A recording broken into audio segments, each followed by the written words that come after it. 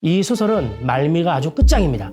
그는 모든 것을 이루고 유언을 남깁니다. 바로 이 대목에서 독자는 전율을 느끼게 됩니다. 그런데 놀라운 게 있습니다. 여러분 안녕하십니까? 다윗서지의 다윗입니다. 오늘은 여러분들에게 고전 중에 고전이죠. 써머신 몸의 달과 6펜스를 소개해드리려고 합니다. 예술과 현실의 문제, 그 대비를 아주 흥미로운 이야기로 풀어낸 수작입니다. 오늘 여러분들에게 아주 재미있게 잘 소개해드리도록 하겠습니다. 윌리엄 써머신 몸의 달과 6펜스는 아주 재미있는 소설입니다. 소설의 줄거리는 복잡하지 않습니다. 술술 읽히는데요. 소설은 나라는 나레이터의 시선이 주인공 스트릭랜드의 삶의 궤적을 쫓아가는 방식으로 쓰였었습니다. 주인공 찰스 스트릭랜드는 증권 중기업에 종사하며 아내와 슬하의 두 자녀를 둔 단란한 집안의 가장입니다. 평범한 삶을 살아가던 어느 날 스트릭랜드는 그림을 그리겠다는 일념만으로 지금까지 영위하던 모든 것, 가장으로서의 의무와 책임마저도 모든 것을 던져버리고 집을 떠납니다. 구 자신의 생명조차 등하시할 정도로 오직 그림 그리는 욕망으로 점철된 세원을 보내게 됩니다. 하지만 안타깝게도 그의 작품들은 세간의 좋은 평가를 받지 못하죠. 그가 병으로 숨을 거둔 뒤에서야 높은 평가를 받게 됩니다.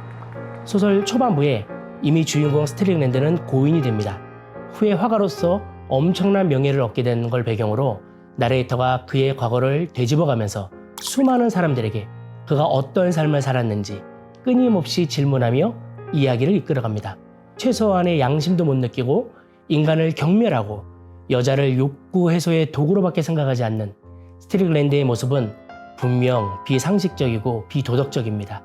하지만 또 다른 관점에서 보면 평범한 삶은 일에 매달려 정신없이 살아가잖아요. 반면 스트릭랜드는 오직 자기 꿈을 위해 사는 매혹적인 인간상입니다. 이 소설의 가장 중요한 포인트는 인물 간의 대비, 그리고 인물 묘사인데 나라는 나레이터가 그 중심축이 되고 나머지 인물은 전부 극과 극의 대비를 이루고 있습니다.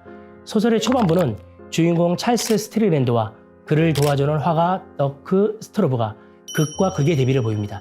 둘 다 예술고의 삶을 살지만 스트로브는 스트릭랜드와는 반대로 남의 시선과 평가를 의식하고 돈이 되는 그림만 그리는 세속적 예술가의 전형을 보여주는 인물입니다. 오직 예술밖에 모르는 스트릭랜드와 같은 유형의 예술가들이 아주 경멸하는 캐릭터죠.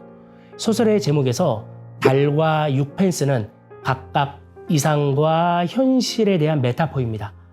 달의 삶을 살 것인가, 6펜스의 삶을 살 것인가, 그건 정답의 문제가 아닌 개인의 자유와 가치의 문제인 것이죠. 여러분들은 어떻습니까? 달이 중요한가요? 아니면 6펜스가 중요한가요? 이 소설은 말미가 아주 끝장입니다. 스트릭랜드는 나병으로 눈이 멀어 집에서 두문불출하면서 실면된 상태로 벽화를 그리기 시작합니다.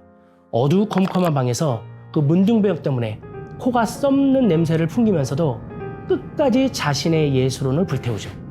인간이 그린 것 같지 않은 신비하고 숭고한 듯한 그림이 온 사방에 그려집니다. 원시적이면서도 보통 사람은 상상할 수 없는 세계를 창조해낸 것이죠. 바로 이 대목에서 나레이터 나는 압도되고 독자는 전율을 느끼게 됩니다. 그런데 놀라운 게 있습니다. 스트릭랜드가 자신이 완성한 그 예술작품을 전부 불살라버리는 겁니다. 그는 모든 것을 이루고 자기가 죽으면 이 집을 불살라버리라고 유언을 남깁니다. 달의 세계를 완성했으니 소멸시키라는 것입니다.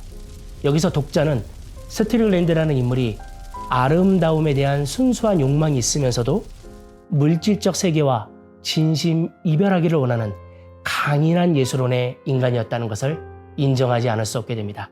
만약 조금이라도 속물적인 생각을 했었다면 후대 작품을 전하기 위해 자신의 명성을 위해 작품 하나쯤은 남겼을 거 아닙니까?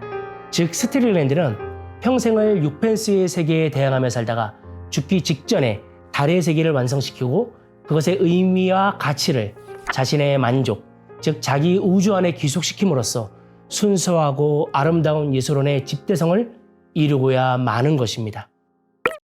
써머신 몸이라는 작가에 대해 소개를 드리면 이 작가는 아주 재미있는 소설을 쓰는 작가죠. 1874년에 프랑스에서 태어났습니다.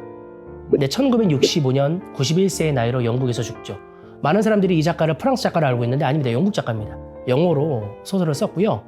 8살 때 어머니를 여의고 10살 때 아버지를 여의고 그리고 영국에 있는 숙부 밑에서 자랐죠.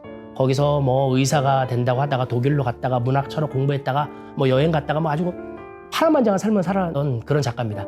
그리고 재밌는 이력이 있어요. 영국 첩보기관, 여러분 그 007 시리즈 아시죠? 그 첩보기관입니다. 거기에서 스파이로 활동했습니다. 그래서 일본에 가서 막 비밀문서 빼내고 막 이런 역할도 했던 작가예요. 그 세계 여기저기 다니면서 만난 사람들과 그 사건들을 모티브로 해서 작품을 쓰는 작가로 유명합니다. 몸의 또 다른 소설인 그 인생의 베일, 인간의 굴레에서 면도날 등 읽기에 쉽고 부담이 없고 가볍지 않은 삶의 의미를 독자에게 전달합니다. 무엇보다 소설 속 등장인물들의 개성이 소설 자체의 존재성과 작품성의 절반 이상을 차지하게 되는데요. 이는 몸이 흥미로운 이야기 전개 속에서 끊임없이 인간의 전형성을 고민하고 탐구한 흔적이라 하겠습니다. 소설의 목적은 결국 인간에 대한 탐구인 것이죠. 소설은 크게 재미있는 소설과 재미없는 소설로 구분됩니다. 깊이와 문체는 그 다음이죠. 이는 고전의 세계에서도 마찬가지입니다. 고전이 뭡니까?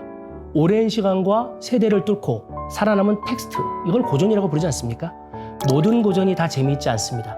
사실 문학사에서 위대한 고전으로 불리는 것 중에는 작가의 사유와 무게에 짓눌려서 심각하게 모호하거나 아주 난해한 작품들이 적지 않습니다.